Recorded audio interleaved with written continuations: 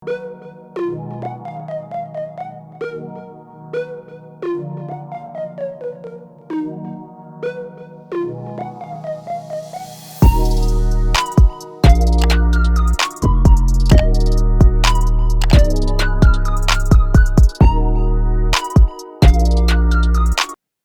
الله والصلاة والسلام على رسول الله. waxaad kusoo dhawaataan youtube channelkeena Kenan Code aad uga barateen inaan idiin soo gudbino casharada quseeya tiknoolajiyada. Muuqaalkan kooban waxaanu ku eegi doonaa farsamo cusub, farsamadaas oo kaa saacidaysa inaad qorato qoraal aad ku qorato note computerkaaga, qoraalkaas oo markasta aad dib usoo furto ku siinaya taariikh gooniya.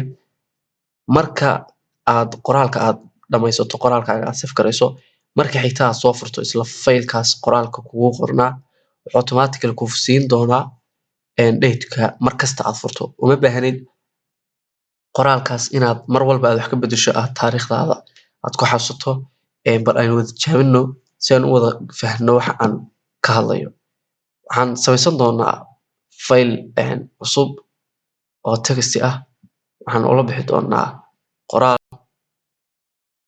qoraalkan magaca aan doonayaan u xulan doonaa. waxaan ku qoran doonaa test oo kale ka faylka qoraalka aan rabo inaan ku qoro. marka aan soo furo xagga u sareysa unba waxaan dhahayaa dot log oo capital ah. kadib halka hoose waxaad arki doontaan in marka aan save gareeyo aan xiro oo si automatically ku qaadan doono date-ka ayaa halkaas soo gali doona. fayl ayaan leeyahay, kadib save faylka aan xiro. marka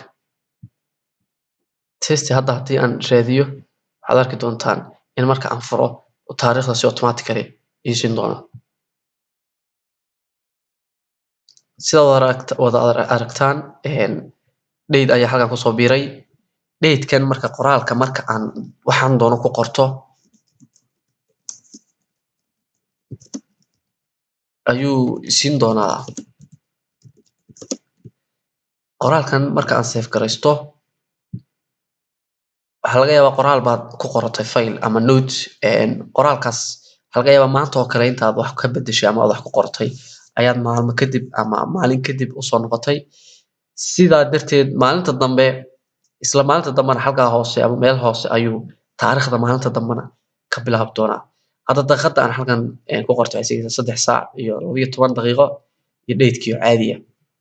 qoraalkan ku qortayna waa kan. marka haddii aan hadda wixii ka dambeeya aan soo furo faylka dib usoo furo, uma baahna inaan haddana taariikhda dib u qorto si automatically isaga markasta aan furto daqiiqada aan furay iyo saacada aan furay iyo date-ka aan furayba ii siin doona. save ayaan leeyahay, waan iska xirayaa, dib ayaan marka usoo furayaa. waxaa marka hadda aan u baahanahay inuu isna date-ka hadda aan furayo automatically uu siiyo anigoo gelin. soo furay waxaad aragtaan markii hore aan soo furay faylka date-ka uu sii waxay ahayd 3:12. hadda aan furayna 2 daqiiqo kadib ay ahayd oo xusay 3:14. marka xitaa haddii muuqaalka inta ka hadlayna kaliya faa'iidada waxay tahay haddii xitaa qoraal aan mar hore fayl aad wax ku qortay xitaa adigoo aan furanayo cid kale soo furto automatically waxaad ogaan doontaa ama aad ogaan kartaa time-ka la furay ama goorta la furay faylkan. marka faa'iidadaas ayay leedahay. intii marba cashar markaad qorato aad oran lahayd casharka waxaan qortay oo kale date-kii aad qori lahayd adigu gacantaad ka qori lahayd uma baahnid marka isaga automatically kuu qoray. marka markasta aad save garaysid date-ka ayuu dib kugu qori doonaa, isaga ayaa automatically u save garayn doona. muuqaalkeenu intaas ayuu ka hadlayay. muuqaalka xigeentan ku kulmi doona waxaan kaga tagayaa. assalaamu calaykum waraxmatullaahi tacaala wabarakaatuh.